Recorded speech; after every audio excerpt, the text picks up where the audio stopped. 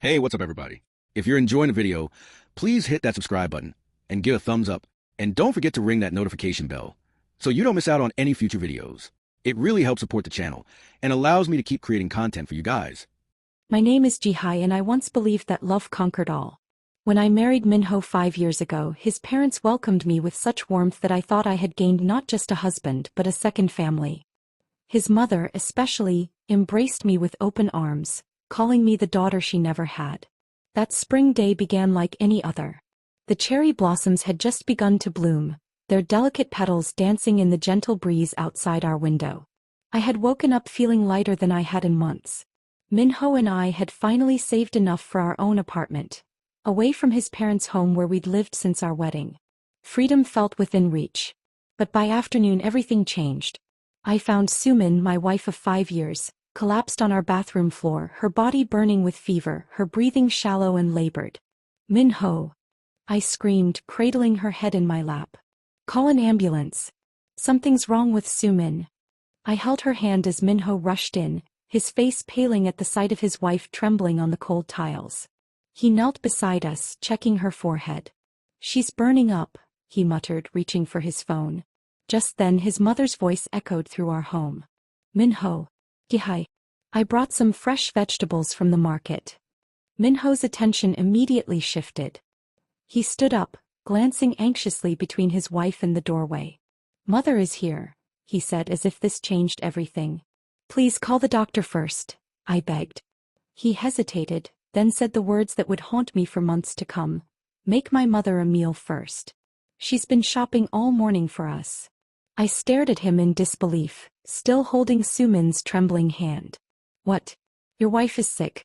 She needs help now." "Mother has been on her feet all day," he replied, his voice taking on that familiar tone, the one that brooked no argument. "She needs to eat. Sumin just has a fever. It can wait a little longer."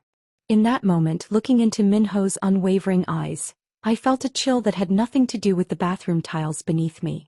This wasn't the man I thought I had married. This wasn't the life I thought I was building. The weeks after Sumin's collapse revealed a pattern I had been blind to for years. What I had mistaken for family closeness was actually a suffocating web of control, with Min-ho's mother at its center. Sumin's illness, pneumonia as we later learned, became the battlefield upon which this control was most nakedly exercised. Each day as I tried to nurse her back to health, Min-ho's mother would find reasons to pull me away. "Ji-hye, I need help preparing dinner." "Ji-hye, my back is hurting. Could you massage it for an hour?" "Ji-hye, Min-ho's father wants you to organize his medication." And always, Min-ho would enforce these requests with a firm hand and cold eyes. "Family comes first, Ji-hye. My mother needs you." "But Sumin is family too," I protested one evening after being called away from her bedside for the third time that day. Min-ho's voice dropped to a whisper. "You know what I mean. Blood family." The implication hung in the air between us. Sumin and I were outsiders, acquisitions rather than true family members. One rainy afternoon, while Min-ho was at work, his mother entered our bedroom where I was helping Sumin with her breathing exercises. She stood in the doorway, arms crossed. "You've been spending an awful lot of time with her," she said, her voice dripping with disapproval. "Your duties to this household are being neglected." Sumin's eyes met mine, filled with a silent apology. "She's still recovering," I explained. "The doctor said she needs constant care. I raised 3 children, all of whom got sick, and I never neglected my duties to my husband's parents," she replied. "Perhaps you lack the strength of character needed in this family." After she left, Sumin squeezed my hand. "I'm sorry," she whispered. "You shouldn't have to choose." But that was exactly what was happening. I was being forced to choose again and again, between caring for my sick wife and proving my worth to Min-ho's family. The manipulation extended beyond Sumin's illness. I discovered that Min-ho had given his parents access to our joint bank account, the one containing our apartment savings. When I confronted him, his response left me cold.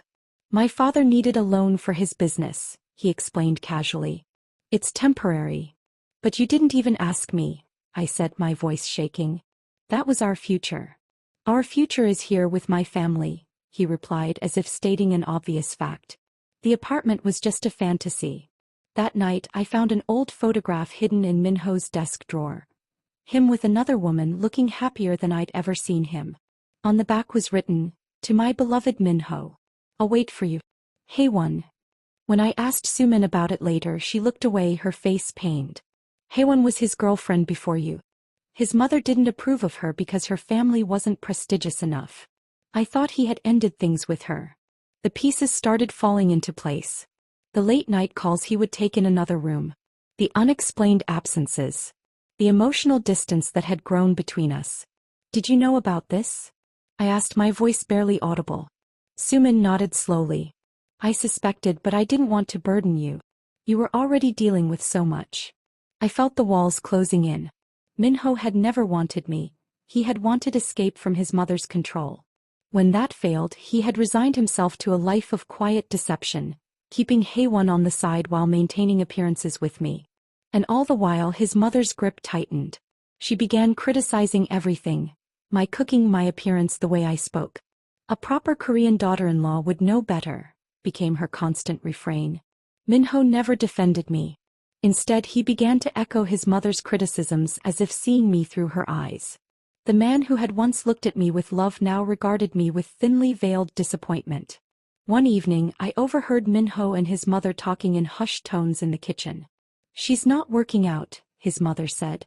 "She's too focused on Sumin, too independent. Not tradition-minded enough." "I know, mother," Min-ho replied. "But what can we do now? The same thing we did with that Haewon girl. Make her leave of her own accord." Their words hit me like physical blows. I wasn't a wife or even a person to them. I was a problem to be solved, an inconvenience to be managed. 2 months after Sumin fell ill, I discovered the truth that would shatter whatever illusions I still harbored. I was cleaning Min-ho's office when I found a folder labeled Family Health Records. Inside were medical reports for everyone in the family, including a recent one for Sumin. But something about her report caught my eye. It mentioned a pre-existing condition that contradicted what the doctors had told us. According to this report, Sumin's pneumonia was a complication of a chronic immune disorder, one that required specific medication to manage. Medication she wasn't receiving. I confronted Min-ho's mother first, finding her alone in the garden, methodically pruning her beloved rose bushes. "Why isn't Sumin getting her immune medication?" I demanded, holding up the report. "It says here she's been diagnosed for over a year.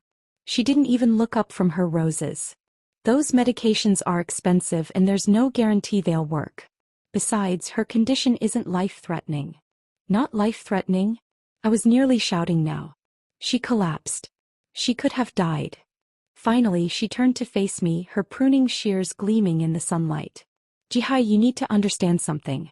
In this family, resources are allocated based on priority. Min-ho's father's business, Min-ho's career advancement, my health needs, these take precedence. Over your daughter-in-law's life?" I asked incredulously. Her smile was cold and perfect. "We all make sacrifices for family." I stormed back into the house, finding Min-ho in our bedroom packing a suitcase. "Are you going somewhere?" I asked. He looked up, startled. "Just a business trip. 3 days." I threw the medical report on the bed. "Did you know about Sumin's condition? Did you know she wasn't getting her medication?" His hesitation told me everything. "How could you?" I whispered. "She's your wife. You promised to protect her." "It's complicated, Ji-hye," he said, continuing to pack as if we were discussing something as trivial as dinner plans. "My father's business has been struggling. Choices had to be made. So you chose to let Sumin suffer?" My voice was rising despite my efforts to control it. "To risk her life?" "Don't be dramatic," he snapped. "She's not dying." "Not yet," I retorted. "But what happens the next time she gets sick? The next time her immune system fails her?" He zipped his suitcase closed with a sharp final sound. "My mother has managed this family's health decisions for decades. She knows what she's doing." "This isn't about healthcare management," I said. "This is about control. Your mother wants Sumin dependent and weakened so she remains compliant. Just like she wants me chained to her endless demands so I can't focus on building a life with you." Min-ho's face darkened. "That's enough, Ji-hye. You're being hysterical. And you're going to see Haewon, aren't you?" I said, the realization striking me like lightning. "This isn't a business trip. His silence was damning. Tell me the truth, Minho. For once, just tell me the truth. He sat down on the bed, suddenly looking exhausted. Yes. I'm going to see Haewon. I've been seeing her for the past 3 years. Does Sumin know? Of course she knows, he said as if I were being naive. It was part of our arrangement. I married her to please my mother, but my heart belongs to Haewon. I felt as if the floor beneath me had vanished. Arrangement? What arrangement? My mother wanted a daughter-in-law from a good family with the right connections. Sumin's father offered financial backing for my father's business in exchange for the marriage. It was a business transaction, Ji-hye. Nothing more. And what about me? I asked, my voice barely audible. What was I? His laugh was hollow. You were supposed to be the dutiful daughter-in-law, the one who would take care of my parents in their old age while Sumin and I maintained our public image. That's why Mother was so insistent that you live here, that you learn the family traditions, that you put her needs first. The truth crashed over me in waves. I wasn't a wife. I was a caretaker, acquired through marriage to serve Minho's parents while he carried on his real life elsewhere. So all of this, our marriage, our plans for the future, the apartment, it was all a lie? Not a lie, he said, his voice softening slightly. A compromise. A way for everyone to get what they needed. Except me, I whispered. And Sumin. He stood up, grabbing his suitcase. I have to go. My flight leaves in 3 hours. As he reached the door, I found my voice again. If you walk out that door, don't expect me to be here when you return. He paused, looking back at me with an expression I couldn't read. You have nowhere to go, Ji-hye. No money, no family support. Mother made sure of that. And with those words he was gone. I sat on the bed, the medical report still beside me, the truth of my situation sinking in. 5 years of my life, given to a family that had never seen me as anything more than a servant, a means to an end. I found Sumin in her room, sitting by the window watching the rain that had begun to fall. You knew, I said, not a question but a statement. About Haewon, about the arrangement, about all of it. She didn't turn from the window. Yes. Why didn't you tell me? Because I needed you, she said simply. Because I was lonely and scared, and you were the only person in this house who showed me real kindness. I moved to stand beside her, looking out at the rain-soaked garden. They've been withholding your medication. I know, she replied. Mother says it's too expensive, that I don't really need it. You could die, Sumin. She finally turned to look at me, her eyes reflecting a resignation that broke my heart. Sometimes I think that might be easier. In that moment, standing in the gray light of the rainy afternoon, something inside me snapped. The fear, the pain, the betrayal of the past 5 years crystallized into a cold, hard fury. No, I said, my voice stronger than it had been in months. I won't let them do this to us anymore. That night, while Minho's parents slept, Sumin and I made our plan. We would leave, not just the house but the city, perhaps even the country. We would start over somewhere they couldn't find us. I have some jewelry I can sell, Sumin whispered as we packed a single suitcase between us. And I've been secretly saving a little from my allowance each month. I had my own secret stash, tips I'd earned helping neighbors with translation work, money I'd hidden away for emergencies. Between us, we had enough to disappear. The next morning, I called a taxi while Minho's mother was at her weekly hair appointment. We had 2 hours to get away clean. Just as we were about to leave, Sumin hesitated at the door. What if they come after us? She asked, fear creeping back into her voice.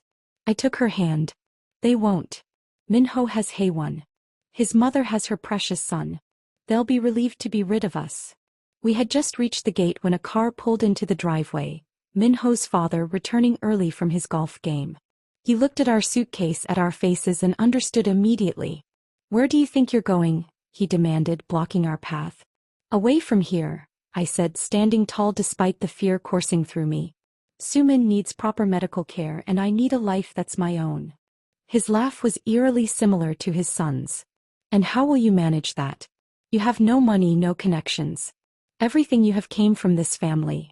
Not everything, I replied, pulling out my phone. I have evidence of how you've been medically neglecting Sumin. I have recordings of your wife admitting to manipulating both of us. I have copies of bank statements showing how you diverted our savings to your business without consent. His face paled. You're bluffing. Try me, I challenged. I'm sure the press would love to hear how the prestigious Lee family treats its daughters-in-law. We stood there in a tense standoff, the taxi waiting at the curb, our freedom so close I could taste it.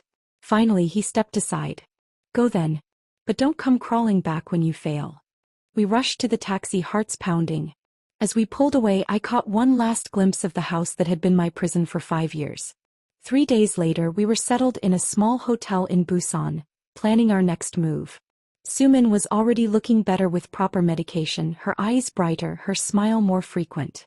We did it, she said, squeezing my hand across the table at a seaside cafe. We're free. I smiled back, allowing myself to believe it might be true. Then my phone rang, a number I didn't recognize. Hello. I answered cautiously. Ji-hye. It was Minho's mother, her voice as cold and composed as ever. I think it's time you came home, don't you? We're not coming back, I said firmly. Ever. I understand you're upset, she continued as if I hadn't spoken. But this little tantrum has gone on long enough. Minho is very distressed. I laughed bitterly. Minho is with Haewon. He doesn't care where we are. Is that what you think? Her voice took on a dangerous edge. Let me clarify something for you, Ji-hye. Minho may indulge in his distractions, but he remains devoted to this family. To his responsibilities. Which don't include us, I retorted. On the contrary. You and Sumin are his responsibilities. Assets he's invested in. And my son doesn't abandon his investments. A chill ran down my spine. How did you find us? Did you really think you could disappear so easily? The taxi driver, the hotel clerk. Money talks, Ji-hye. It always has. I glanced out the window of the cafe, suddenly paranoid. Were we being watched? What do you want? I asked, my voice dropping to a whisper. For you to come home, of course. Your place is here, taking care of this family. Minho's relationship with Haewon is unfortunate but temporary. His duty is to his family name, to continuing the Lee bloodline. We're not coming back, I repeated, but my voice wavered. Let me be clear, she said, her tone sharpening. If you don't return voluntarily, there will be consequences. Sumin's father's company has recently encountered some regulatory issues. It would be a shame if those issues worsened due to lack of our family's support. My hand tightened around the phone. You're threatening her family. I'm reminding you of how the world works, Ji-hye. Actions have consequences. Choices have prices. After she hung up, I sat staring at my phone, the beautiful ocean view before me suddenly seeming distant and unreal. Sumin touched my arm. Who was that? I couldn't bring myself to tell her everything, not when she was finally looking happy. Just a wrong number, I lied. That night, as Sumin slept peacefully for the first time in months, I sat by the window of our hotel room, watching the waves crash against the shore. Freedom had tasted sweet but brief. The truth settled over me like a shroud.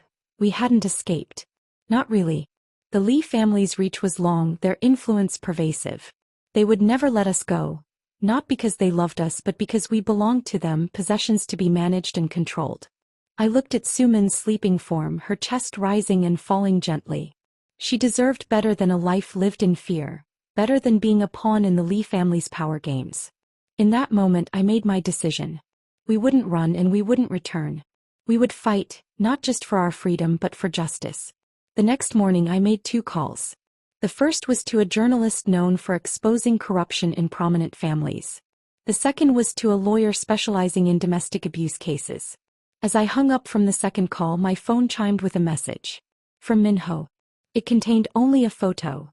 Minho's mother standing in our hotel lobby, her perfect posture and immaculate appearance as intimidating as ever. The message read, Mother thought she should deliver the invitation personally. Join her for tea in an hour. She's looking forward to bringing you home. I showed the message to Sumin, no longer able to shield her from the truth. She took a deep breath, then straightened her shoulders with a resolve I hadn't seen before. Let her come, she said quietly. We have nothing to hide anymore. As we waited for Minho's mother to knock on our door, I wondered what would happen next. Had we traded one form of captivity for another? Or was this confrontation the first step toward true freedom? Whatever came, one thing was certain. I would never again make Minho's mother a meal while Sumin suffered. Never again would I put the demands of others before the needs of those I truly loved. The knock finally came, 3 sharp raps against the hotel room door. I squeezed Sumin's hand one last time before going to answer it, not knowing if I was walking toward my liberation or my doom. I squeezed Sumin's hand one last time before going to answer it, not knowing if I was walking toward my liberation or my doom.